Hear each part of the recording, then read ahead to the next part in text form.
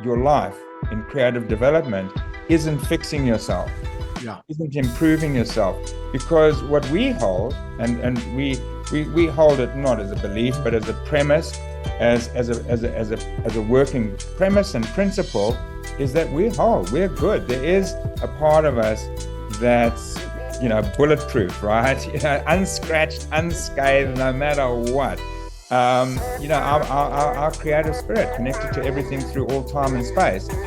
And our objective is to shift into that part of ourselves and operate from that part of ourselves and focus on what we want to create for its own sake, not to fix us, not to save us, not to cope with our problems, circumstances, but for its own sake. What really matters to us? What do we love? What do we really want to create?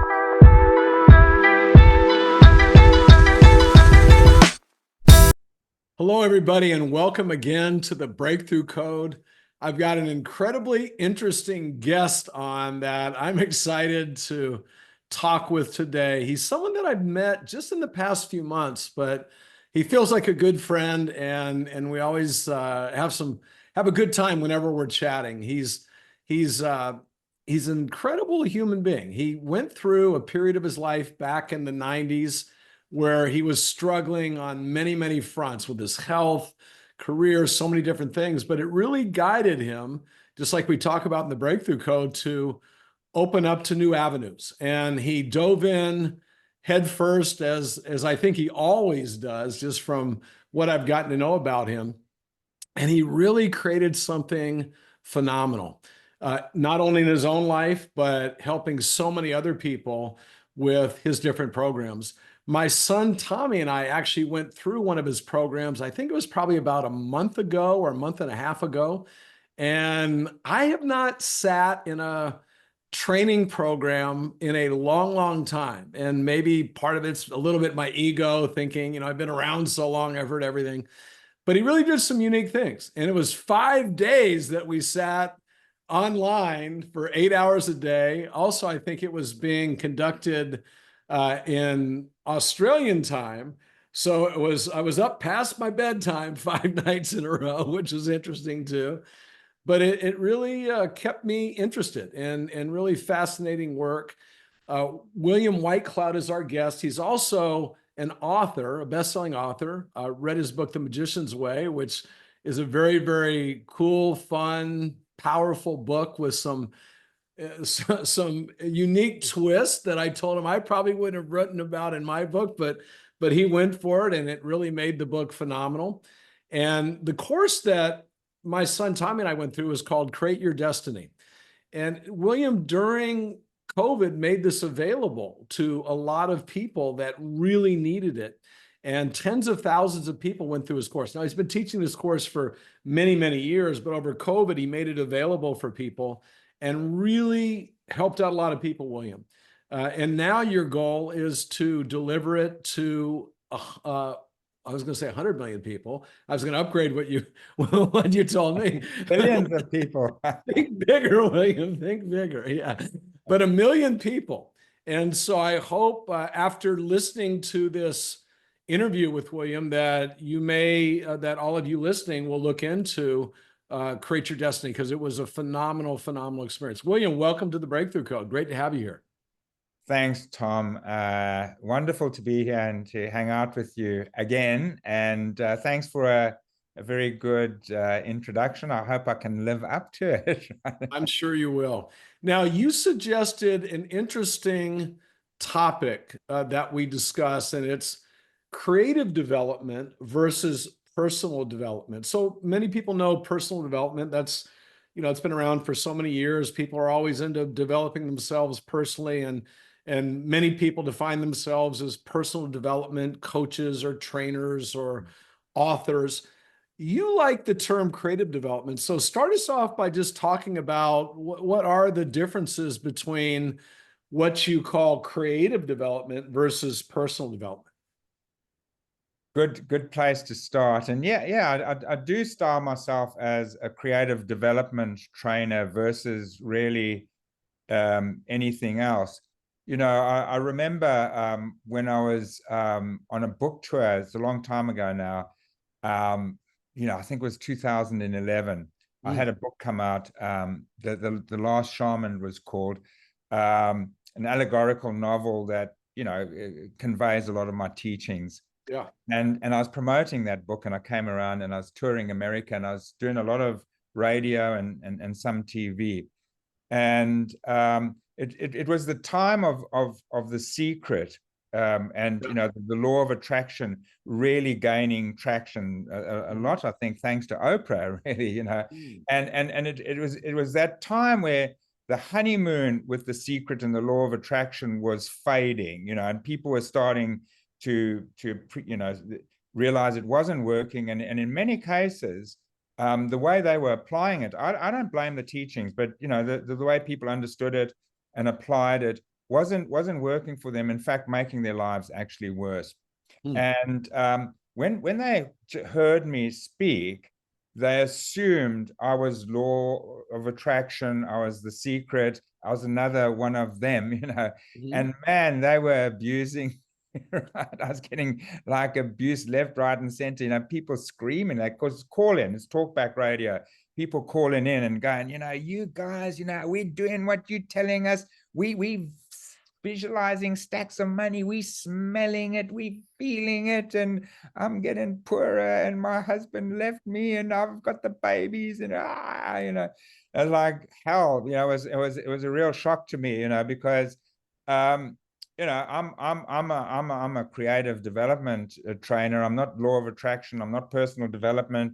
I'm not spiritual development, healing, all that. Creative development. And what that really means is that we fundamentally, the way it can be seen and the way we see it is, there's fundamentally two orientations you can live by in life. There are two tracks that you can live on, and they're very separate, right? And they have very different agendas and very different places where you're coming from, you see. And so where the average person's coming from is a very egoically driven orientation, meaning that people have an identity, they've established an identity, they have unconscious beliefs that form that identity, that make them believe, this is who I am, this is what I'm about, this is what life's about, this is my sense of separation, this is my sense of limitation. And the meaning of my life is to compensate for who I believe I am, to compensate for what I believe my limitations are, what my sense of separation is, all of that, to deal with my circumstances, to cope with my circumstances, to cope with the conditions, to overcome my belief system, or what's wrong with me, or what's limited about me. And that's the meaning of my life. Now, what we know from everything we know, which is commonly accepted, by the way, is that your focus creates your reality, you see. And that's not really disputed by anyone. And that's even the basic principle of the law of attraction, or The Secret, is, you focus on something, you're attracted. Very simplistic view, but nobody kind of disagrees that your focus creates your reality. Even back when I was in sales, we had targets, and because we focused on those targets, we met them, and people who didn't do as well, So now your focus creates your reality. And then what we know is that if your focus is on overcoming who you believe you are, what you believe your problem is, all of that is what will get created, because that's what you're looking at. People get confused and go, oh no, I'm choosing, no, you're wrong. I'm picturing lots of money in my future and lots of things. It's like, yeah, but why are you doing that? Maybe it's for a good reason and a true reason, but most people, if you scratch the surface, are doing that because of their sense of lack, their financial insecurity, or whatever, right? And so that's where they're coming from, and that's where the power is. That's where their focus is, you see. And so more of that gets created. That's why when people just you know, kind of ignorantly, got into that whole law of attraction thing, the whole secret thing. They just thought, great, well, what's my fantasy? I'll choose that, and I'll put a lot of energy into that, not realizing that their focus wasn't so much what they were looking at, but where they were coming from, and so then reinforcing very much where they were coming from, which made their lives even really bad, And so creative development, the meaning of your life in creative development isn't fixing yourself, isn't improving yourself, because what we hold, and we hold it not as a belief, but as a premise, as a working premise and principle, is that we're good. There is a part of us that's bulletproof, right? Unscratched, unscathed, no matter what. Our creative spirit connected to everything through all time and space. And our objective is to shift into that part of ourselves and operate from that part of ourselves and focus on what we want to create for its own sake, not to fix us, not to save us, not to cope with our problems, circumstances, but for its own sake. What really matters to us? What do we love? What do we really want to create? What are our true end results? And involve ourselves in that. Get to know that, and focus on that, and act in favor of that, and thereby create unopposed, be in an orientation where we are not opposed by anything, where we flow effortlessly towards what we want, because it's not in opposition to anything. It's just for its own sake, and it's as we assume, fulfilled by our creative nature, which we assume we have, and we assume everybody has. And by the way, I think, and I know you're with this program, is that we have the evidence for it, is that when people change orientations, that is when we see them really having the exponential growth, success, whatever you call it, right? Results in their lives, and we call it magic, not because we're magical thinkers, but because of just how exponential and brilliant things are. You go, wow, that's magical. But really, it's just structural, in fact. So hopefully that kind of gives a sense of what the difference is. And I do think that so many people, what they think they want is not really what they want. No. They go, well, he has that, I want that, right? And oh, so and so, look at what they're doing. Oh, I've got to do that. And when you go after things that you don't really want, or things that are connected to your purpose, like the reason you're here, you don't have the energy to really go after them hard anyways. And when I say hard, I don't mean like grind, because I don't believe in that. But you'll lose interest over time, because they're not really what you want. And it's like, I think one of the things that you overcame in your life was health issues, pretty severe health issues. One where I think you said, you were super weak. You'd lost, a lot of weight. You didn't even know how much longer maybe you would live. And you were trying not to be sick, right? Everything, trying not to be sick. But you, in your core, you didn't want to not be sick. You wanted to thrive and be healthy and have vitality. And it wasn't until you kind of shifted that perspective that you were able to heal, correct? Totally. Yeah. No, I had a very bad time. It was actually over a 10-year period where I got sick, and I didn't want to be sick. I had work to do.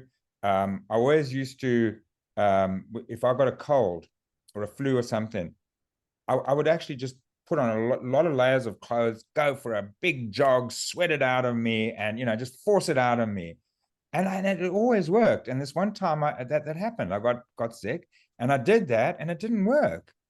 And I did it again, and it didn't work. And in fact, it intensified to the point that now I was missing work, and I couldn't go to work, and even more, I just like, no, I can't miss work, and I can't stay away from work, and I can't not be productive, and I really intent on not being sick, and it just started devolving and deteriorating and just getting worse and worse. In the end, I had to just resign from work. I mean, they were going to let me go anyway, and I just couldn't work. I was past the point of being able to work, and so slid into a 10-year decline. That was bad enough at the beginning, but like at the end, as you say, I mean, I was literally on my deathbed, and I had gone from not wanting to be sick, and then not wanting to, all my energy was in avoiding being sick, and then I was unemployed, and then it was like I didn't want to be poor, and I didn't, and I wanted to get back. So now it's focusing on a whole lot of things I didn't want to be happening to me: to be sick, to have no money, to be useless, all of that. And I just became more useless. I became more broke. And it really deteriorated. It was like really bad, and I had a lot of psychological problems. I had tension headaches. I'd hallucinate. I had no energy, all that. And one of the things that modern medicine couldn't help me, no, not even alternative medicines would help me. So one of the things I did, self-medicated. I turned to substances, and I became a drug addict, right? Became really like seriously addicted to drugs. So it was a terrible condition that I was in, and then I didn't want to be addicted to drugs, and I didn't want to be a drug addict, and I didn't, I won't take up all the time to say how I got out of that, but there's an event that happened that I describe in my book Secrets of Natural Success, and then I'll talk about when I have time to talk about it. But there was an event where it was put to me that I could be healed, if I just stopped focusing on all of that, and focus on something else. Just it was actually a pretty remarkable event, because a guy told you, like, the way to heal was to eat red meat, drink wine, and cigarettes, which you said that wasn't really the thing that. No, that's right. I mean, it shattered the way of thinking. It shattered my way of thinking. That's right. I mean, yeah, okay. So you've said it. So I'll just quickly say it. That's right. When after 10 years, when all hope was lost, when I was getting deathbed counseling and everything, I met someone who said, "I know what's wrong with you. I've got the cure." And I said, "What is it?" And they said, eat red meat, drink wine, have coffee, smoke a few cigarettes every day. Which by then was just crazy talk, that I'd been weaned off all those and told that's actually what will kill you, and so when they told me that, it's like, wow, well, that was bad news. But I sat for it with a little while, and I mean, what the hell? I mean, what have I got to lose? So I did it, and I did eat red meat, and I did have a few cigarettes a day, and I did drink some wine with my meals, and I did have a few coffees every day. I followed this person's prescription. And in doing that, I had to following that prescription forced me to do was go to hell with trying to stay alive, to hell with all of what I'd been focused on, because this likely will kill me. So, well, I can't be hanging on to life if I want to follow this prescription. And I got better, and as you say, I never believed, and that's how I got into this work, because I never believed that there was any efficacy in the substances that he proposed, the meat and the wine and all of that, the nicotine and that. I really, it dawned on me, it can't be these things. Yeah. Like I'd never thought of it. It'd never been put to me, but I went, it must be a change in the way I focused, because I was focused on that and it just got worse and worse. And now I gave up that focus. Not even that I had a really, you could say, positive focus, but I guess maybe in some way it was, I chose life or whatever it was, but I stopped that focus. Yeah. And then that pain stopped. And that's when I went, there's some way in which your focus creates reality, but I don't know how. But then I determined, I went, okay, I'm going to learn. I'm going to find out how, and I'm going to master it. I'm going to be able to do it on command, right? And I did. And I realized, wow, there's a whole study. And in fact, the first person that pointed the way for me was my accountant, if you can believe it, my accountant, my straight old accountant. Yeah. I was talking to him about this stuff, trying to explain what my realization was. And he said to me, are you trying to say that your focus creates your reality? I'd never heard that terminology before. And I said, that's it. How did you know that? And he says, well, I do this work. I do, this is like, there's workshops and where, what? And so I began my investigation, which has lasted 30 years now. And, now I've found out how it works and I apply it. Yeah. And I'm healthy. I'm not a drug addict. I have, immediately had no interest in drugs because they told me I was an addict and I had a disease and all that. And I don't make rubbish of that theory, but I know in my case I wasn't. It was just self-medication. I had to do it, right? And when I didn't, I lost all interest in drugs. I won't even say I hate them or can't stand them. I just they do nothing for me. I'm not interested. I'm not a drinker, nothing. Yeah. I'm healthy. I'm wealthy. Life's great. Now that I've found that way, and as you kindly said, I help a lot of people have the same mindset now. Yeah. Let's talk about, let's just define creative development, because I know when I first heard it, and I did not know you when I first heard that, I thought, okay, it's about being more creative, which is kind of like, but what, the way that I look at life, we were created by a creator. We are here to create, right? So it's not just being more creative, like going and learning to play the guitar or being a better artist. I was just down in Mexico at a health spa with my wife last week. And I took, just to get out of my comfort zone, I took a little art class, and boy, I'm not a good artist. That's one thing and they were trying to compliment, oh, it's really good. And when someone's like trying to give you a compliment and it's not.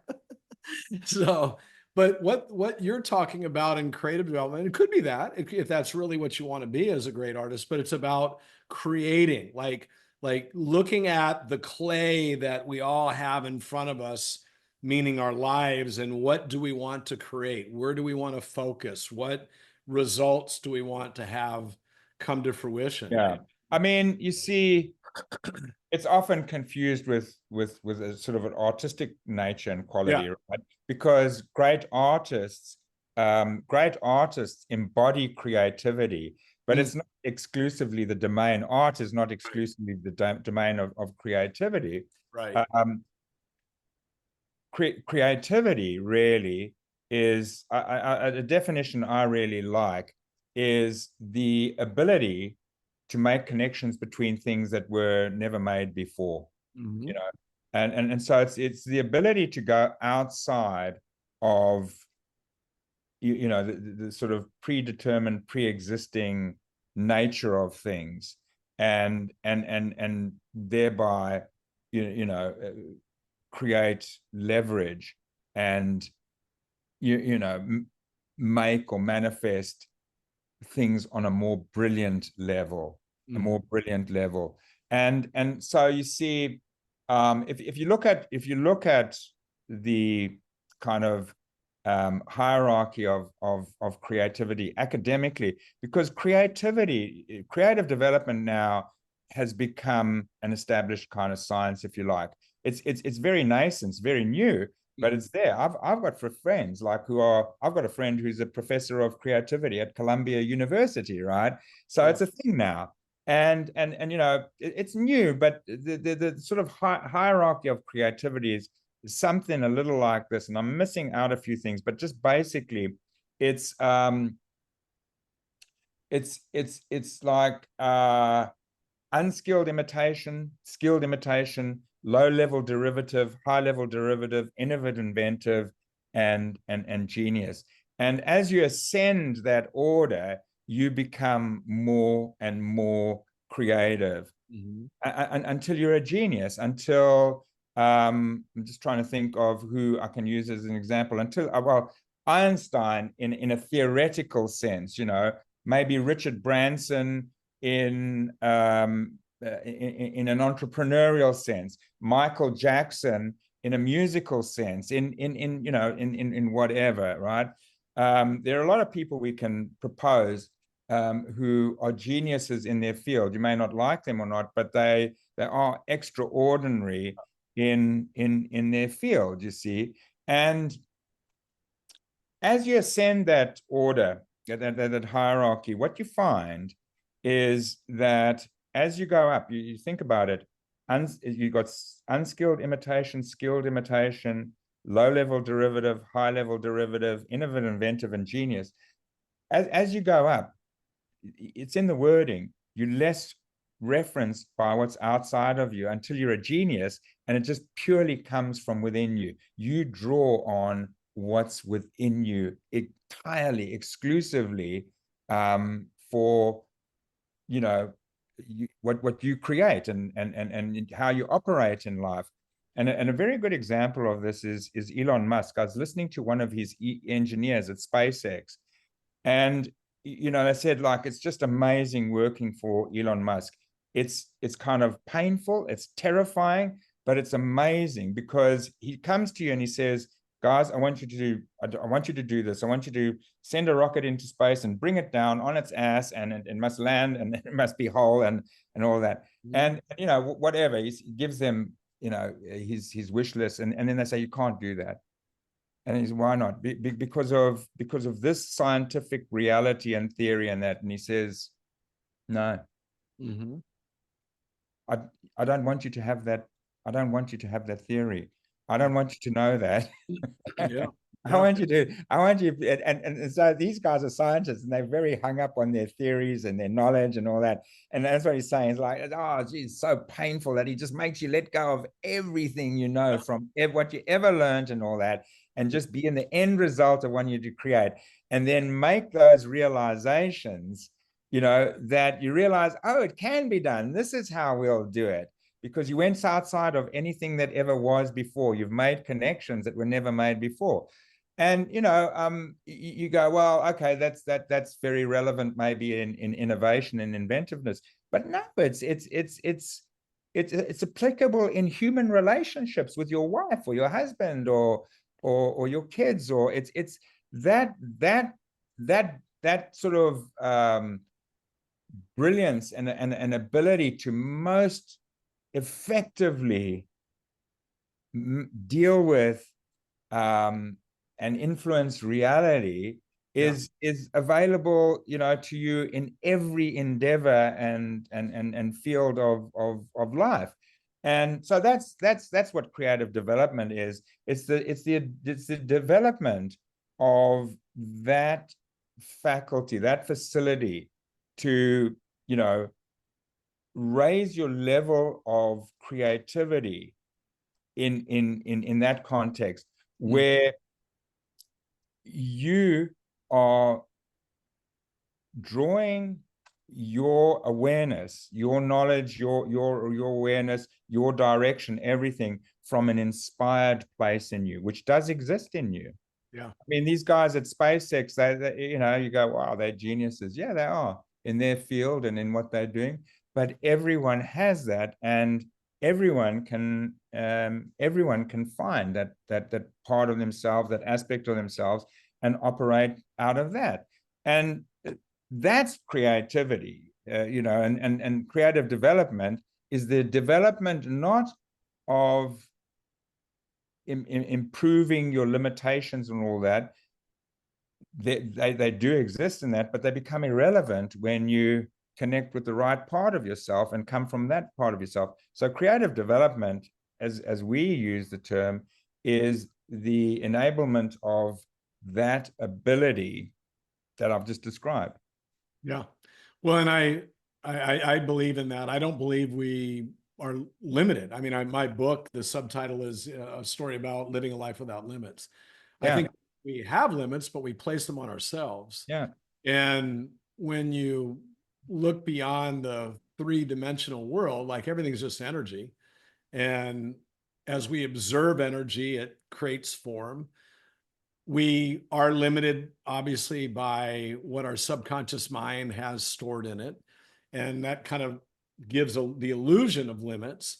But when you think beyond that, and like an Elon Musk did, like a Steve Jobs did when he, can you imagine being in the room when Steve Jobs came in with his idea for the iPhone? Like now we accept it as normal, but like it has this, it has this. I mean, how many people are like, holy crap, that's impossible. What, you're crazy, right? But because of his belief and because of Musk's belief and because of John F. Kennedy's belief when he said we're going to land a man on the moon, which was impossible to do at that time when he said it, they inspired people to start to let go of limitations and start to get creative and put it out there to this unlimited source of information. And then those ideas come. And resources come and connections come. I mean, you've had it happen your life in so many ways. I've had it happen in my life so many ways. I mean, even meeting you. I mean, I didn't know who the heck you were 4 months ago, and now here we are. So, I don't even know who the heck I am. Yeah. So no, you know that's right. And I think of Steve Jobs. What people even take for granted is the Apple stores, which was his idea. And people said, you can't do that. Computer companies don't have stores. And at the time, Apple had very few products. And so you can't have a computer company and have a store and have a store with 10 things in it. You just can't do it.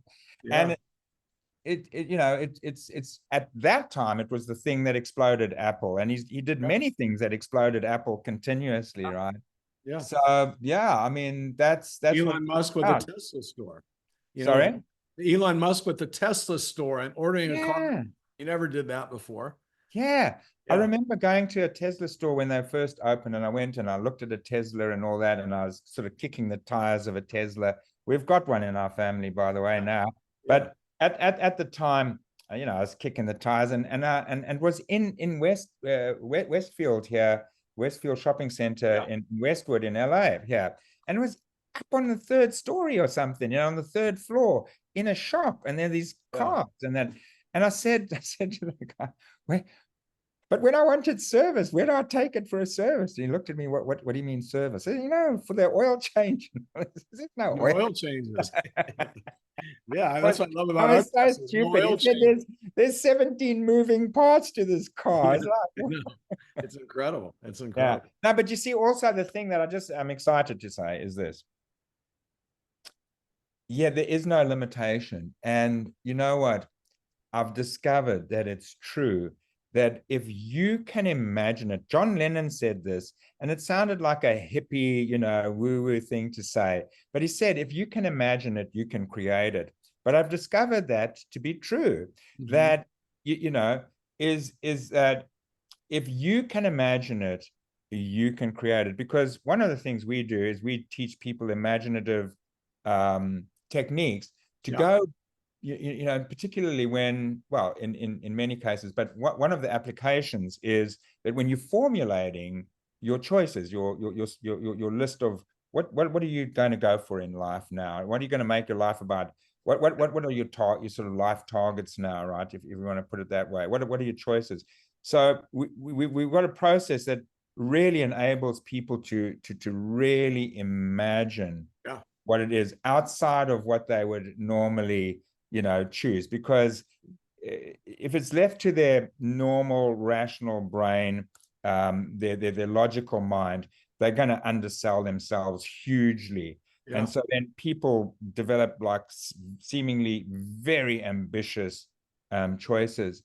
But what we found is that they manifest, you see, because Your superconscious self, your genius self, if you like, knows what's possible, and it knows how you'll even get it. Yeah. And that's what creativity becomes being about, is establishing ambitiously what's possible for you, and then finding your way there, discovering the way to it, being led to the way that it can be created. So that's just the other thing I just quickly wanted to say, is that when we talk about there are no limitations, maybe there are, but I mean, in terms of our minds, we go right outside of those limitations, to what is really truly possible for us, and then create it. And again, we call it magic.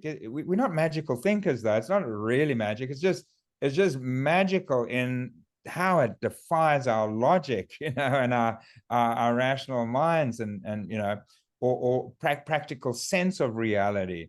But actually, when you really analyze it, in the end, you go, well, I know that happened in a lot of practical ways that I just hadn't seen before. Well, I think most people judge what they go for by if they can think how they can get it. And the reality is, when you go for by the way, I don't use the word goal. I don't think you use the word goal. I like the word result. In my book, I call them results, because result is something that's already done, which when you are focusing on it, you've got to see it, feel it, believe it. But most people, they will sell themselves short because they don't know how X can happen. Like with their current circumstances, how is that going to happen?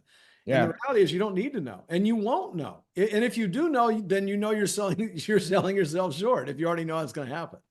Yeah, that's right. And I agree with you. We always use outcome or end result, right? Yeah. Outcome or end result, not goals. But I just often use targets, goals, because that's something that people traditionally associate with an aim, Right. But even the word goal, when people say it, it's almost like something that, I might be able to get there. I'm not sure. A result is like, your mind has hey, this is done. So it's a whole different. Yeah, that's true.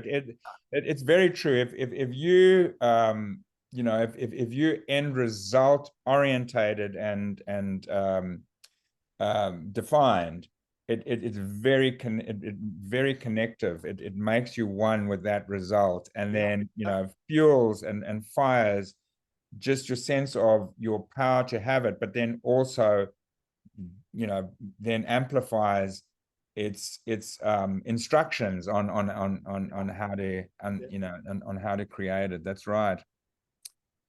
Now, one of the things that was really cool in your training was how you had us do exercises in small groups, because it was on a Zoom, and we would be intuitive, and we would give each other readings, and it proved to be very, very accurate. Yeah.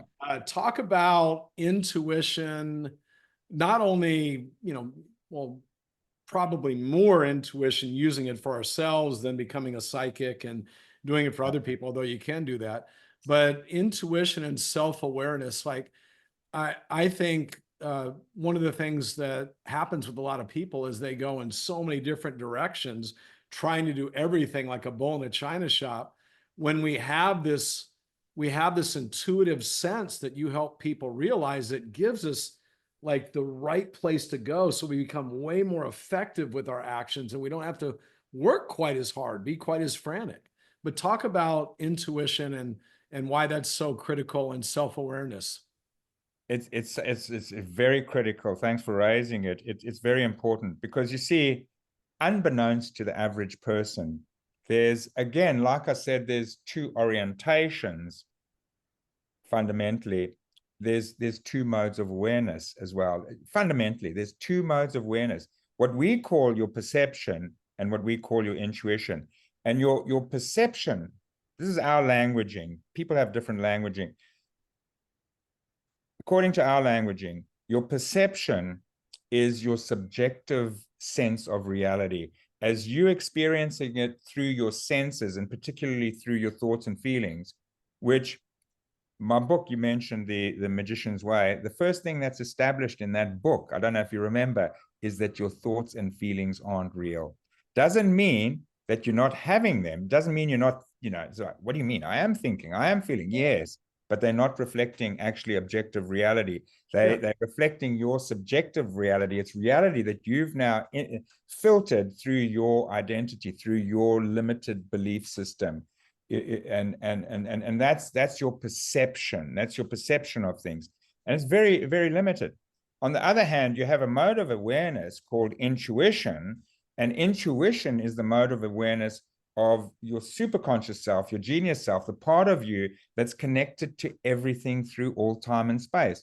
And it is, because that's why you could sit in San Diego, and I'm sure you did readings on a person in Sydney, Australia, and you're thousands of miles apart, you're 15 hours apart by jet airplane, and yet you knew everything about each other when you employed that faculty, you see. And so that is intuition. It's a mode of awareness that you can actually occupy. It's just the average person is completely unaware of it, other than sometimes they have a gut feeling. People say to me, I know what you're talking about.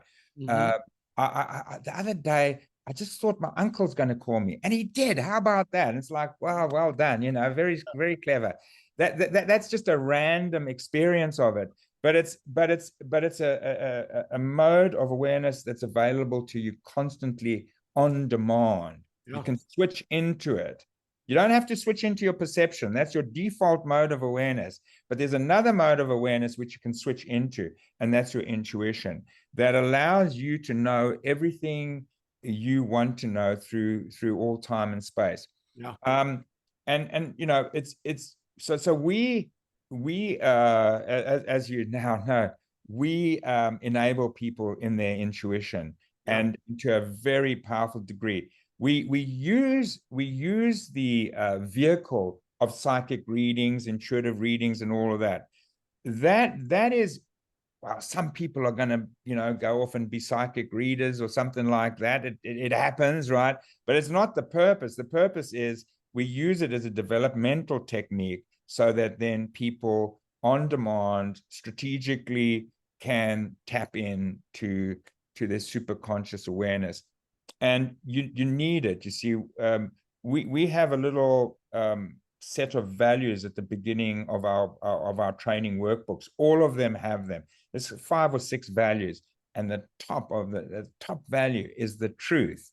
Truth. And so it's not the same as being an good, honest person, which is good, but it's not the same as that. It's being objectively aware. It's truly knowing what's going on, because that is the fuel of creativity. And you need to know where you're coming from, and you need to know where you're going. You need to know truly, you need to be truly informed about what it is you want, and also it'll help you be informed about a lot of things around that.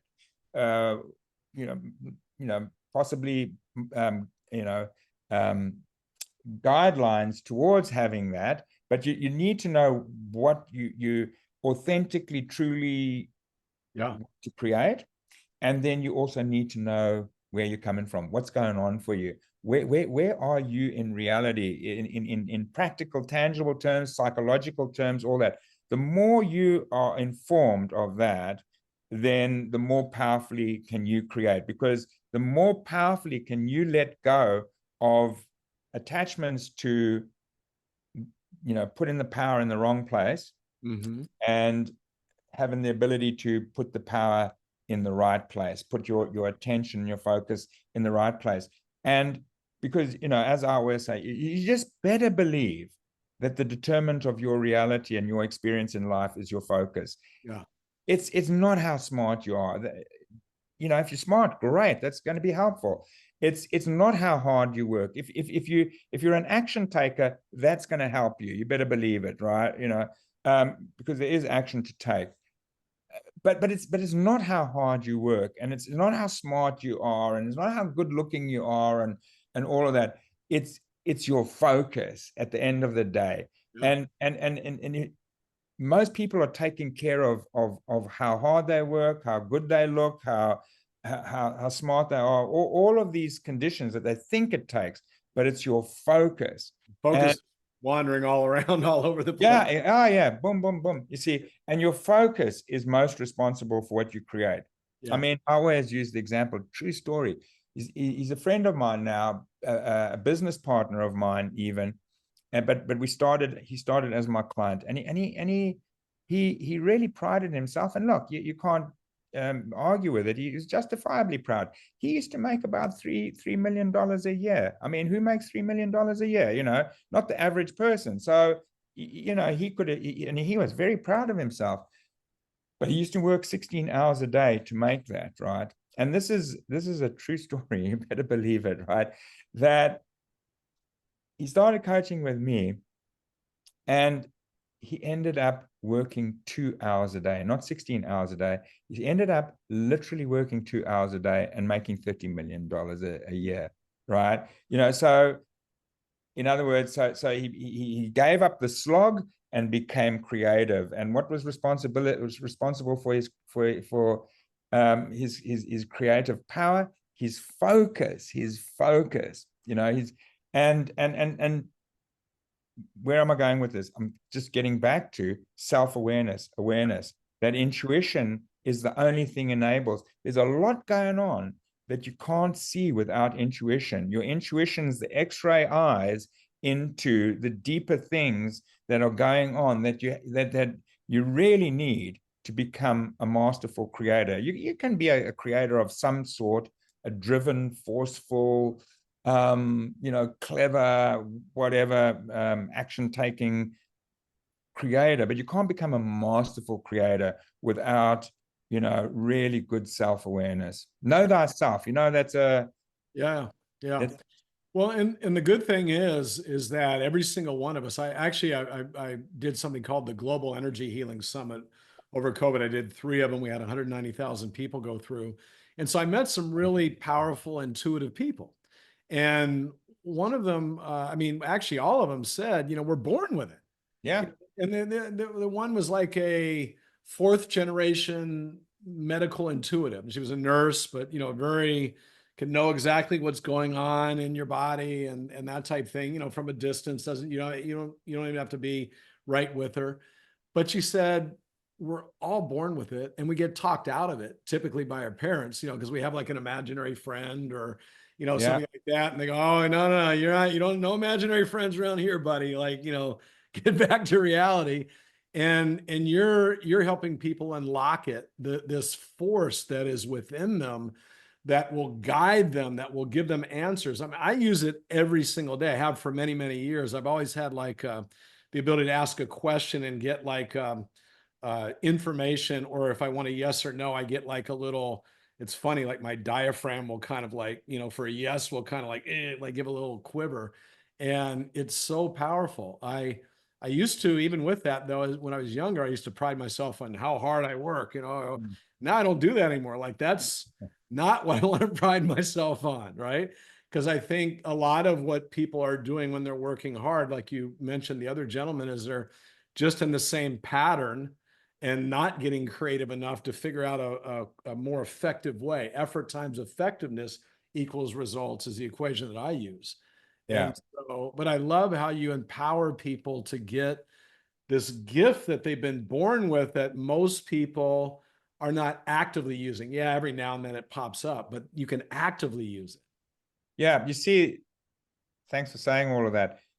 You see, our intuition on demand, if we're going to apply it on demand, our bridge to intuition, on demand intuition, is our imagination. And that explains a lot, you see, because to know your truth, you have to make it up. That's you know, people always go, oh, you know, the power of the imagination, the power of a lot of people out there selling the power of the imagination, but they don't really help you engage it. And because what is imagination after all, or how do you apply it? Think about it. You make it up, right? And you see, you said you're poisoned against it when you're a child. the big no-no. I mean, when I tell people this, that just the penny drops, they go, of course. You're told not to make it up. You just, like it's an admonishment, isn't it? It's like a put down. You're just making that up. Yeah. Oh, I can't make things up.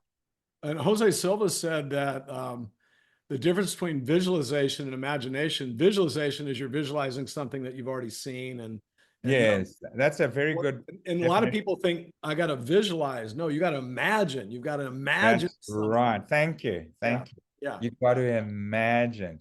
That's a very good distinction, like visualization or visualizing as, drawing on what you already know, what you've already seen. And imagination is going past that. You're so right.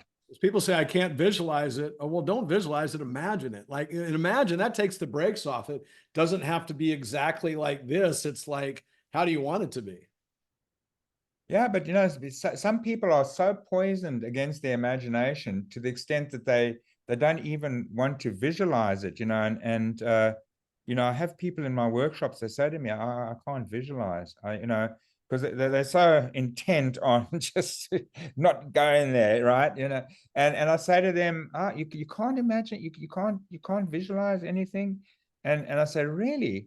So if I had to ask you to imagine a street scene, and you in a scene and cars driving past and there's pedestrians, can't you imagine that? And they go, oh yeah, no, I can. Well, there you are. You visual, maybe not imagining, but at least you got a visual, an ability to visualize, which means you got an ability to imagine. But yeah, no, imagination is really the ultimate answer to everything, right? Because it's going to put you in touch with yourself beyond limitation, and what you can create, what you're capable of, and what you can create outside of limitation. It's going to put you in touch with the pathways to that, everything. It's the name of the game. We have just a couple minutes left. I have one final question, but really quick, how can people find out more about Create Your Destiny, your books, everything that you've got to offer? Where can they go? Thanks for giving me that opportunity. And we had a good conversation, huh? Yeah. So my website, if you just Google me, William Whitecloud, or if you go to Natural Success Academy, naturalsuccessacademy.com, there I am. There's all the information relevant to me, and my courses and books and all of that. And there are very accessible entry points into my work. There's a lot of free or very low cost things that you can do that will really, take you into an understanding of what this is all about, and even give you a sense of your own self, your own creative nature within that.